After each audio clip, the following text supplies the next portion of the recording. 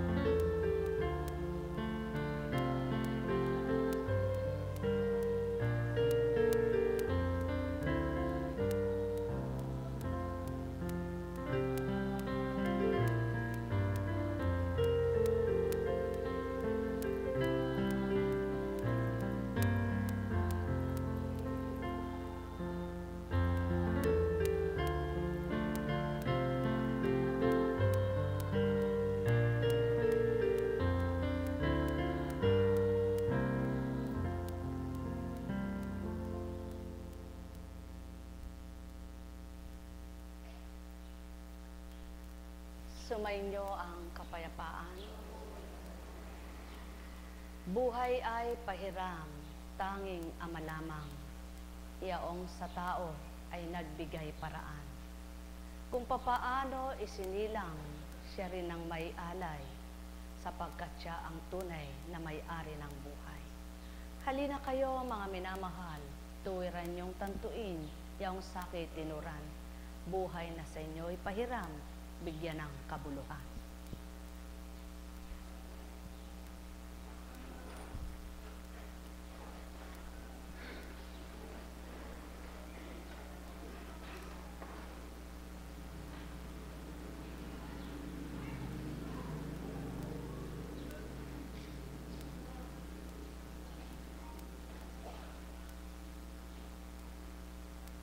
Mula kay Mateo. Humingi kayo at kayo'y bibigyan. Humanap kayo at kayo'y makasusumpong. Kumatok kayo at ang pinto'y bubuksan para sa inyo. Sapagkat tumatanggap ang bawat humihingi, nakasusumpong ang bawat humahanap, at binubuksan ang pinto sa bawat kumakatok. Bibigyan ba ninyo ng bato ang inyong anak kung humihingi ng tinapay? Bibigyan ba ninyo siya ng ahas kung humihingi ng isda? Kung kayo na masasama ay marunong magbigay ng mabubuting bagay sa inyong mga anak, gaano pa kaya ang inyong amang nasa langit? Ibibigay niyang mabubuting bagay sa mga humihingi sa kanya. Kaya gawin ninyo sa inyong kapwa ang ibig ninyong gawin nila sa inyo. Ito ang kahulugan ng kautusan ni Moises at ng turo ng mga propeta. Buhay ba ang Ama? May mga taong masyadong nagpapahalaga sa bagay at salapi. Hindi nila alintana yung magandang pagsasama sa karampot na halaga. Halimbawa ay kahit gaano mo pa kamahal, gaano mo pa pinahalagahan ang kaibigan mo, may pagpapalit mo sa konting barya. Ay mga taong gayon. Halimbawa ay nagtitinda, mas gusto pang makinabang yung iba kaysa dun sa sinasabi niyang kaibigan, sapagkat mas mataas ng barya ng kaunti. Ngunit sa Ama'y hindi. Ang tunay niyang pinagmamasdan at tunay niyang pinagpapahalagahan, yaong kung sino ang tunay na tapat sa Kanya. Sapagkat hindi siya sa bagay, hindi siya sa salapi, hindi siya sa anuman.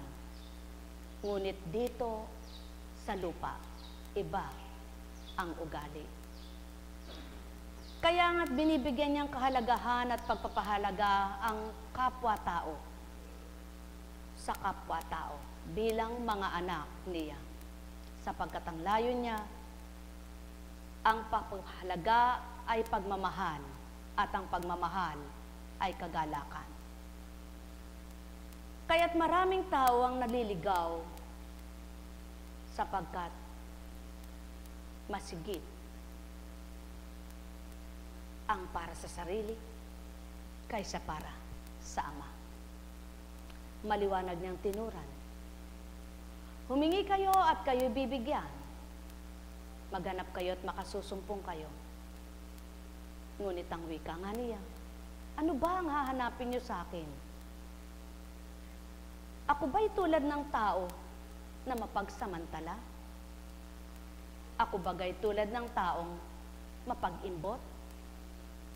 Ako bagay tulad ng taong sinusuri ang makukuha?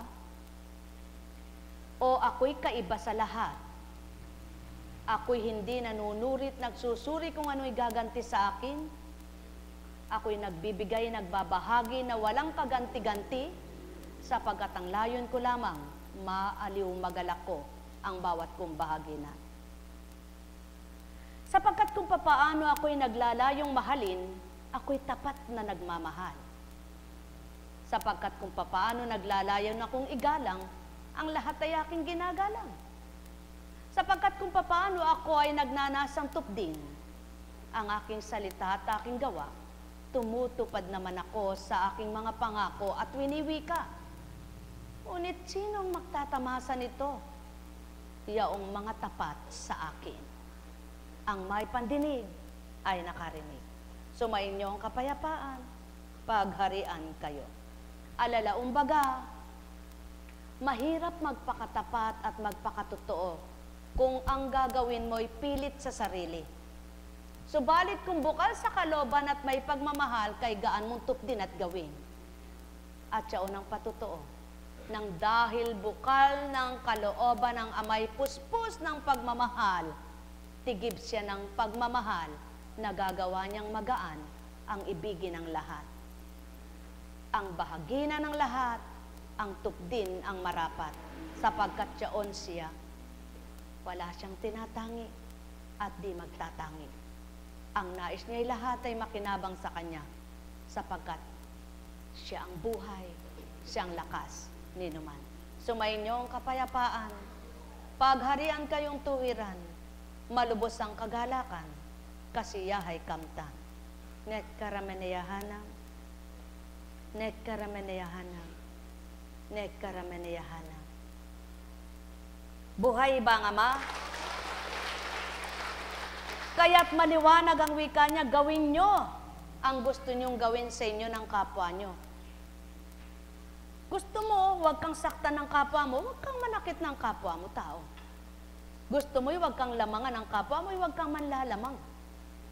Ngayon, sadyang dito sa buhay ng tao sa mundo, marami ang loko-loko, manloloko at siraulo. Subalit kung matwid kang anak ng Ama, tapat ka totoo, hindi ka tutulad sa manloloko, siraulo at loko-loko, sapagkat ang tutularan mo'y siya.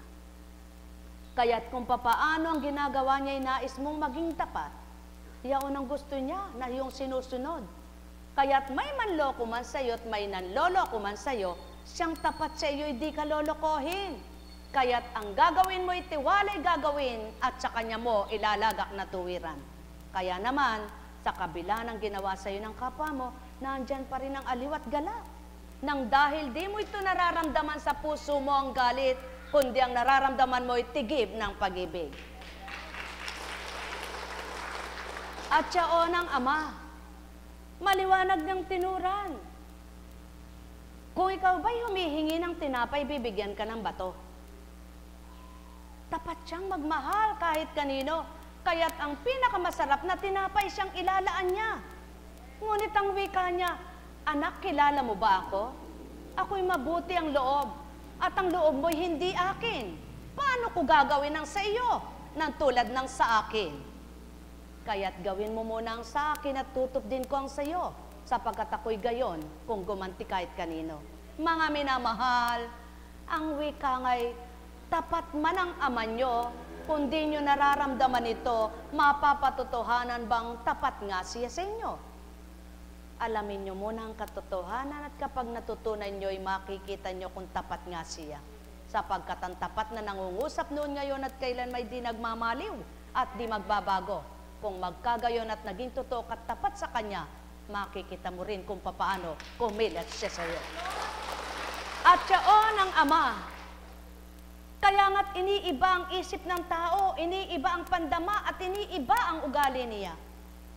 Nang dahil siya'y tao.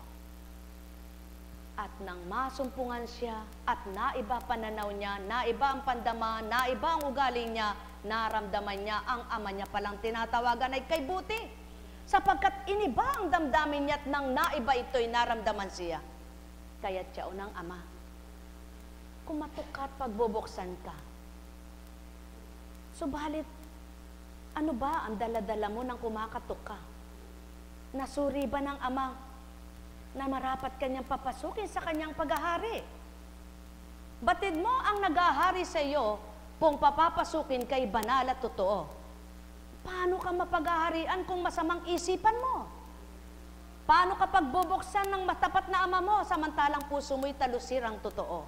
Mga minamahal, literal na binabasa ng tao, ngunit ang ayaw ng amay, itulad mo siya sa siyang letra na nasusulat mo, ngunit hindi mo kayang tularan kung paano siya bumabaluktot kung letter L siya.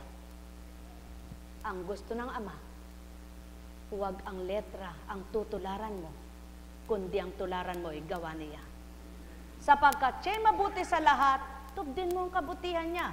At makikita mo kung paano ka tumutupad sa kabutihan, ganti naman sa iyo'y higit pa sa kabutihan mo. Alala, umbaga mga minamahal ko, mahirap ba itong isipin? Napakagaan itong pagnilayan.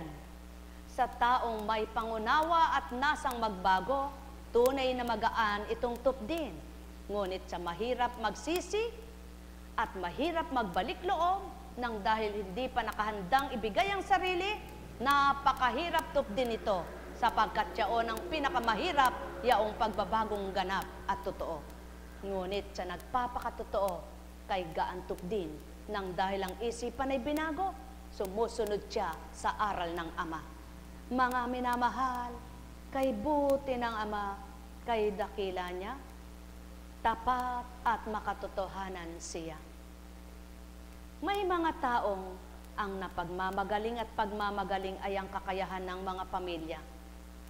Subalit ang kakayahan ng ama hindi nila nakikita. Gaano katagal at gaano maglulu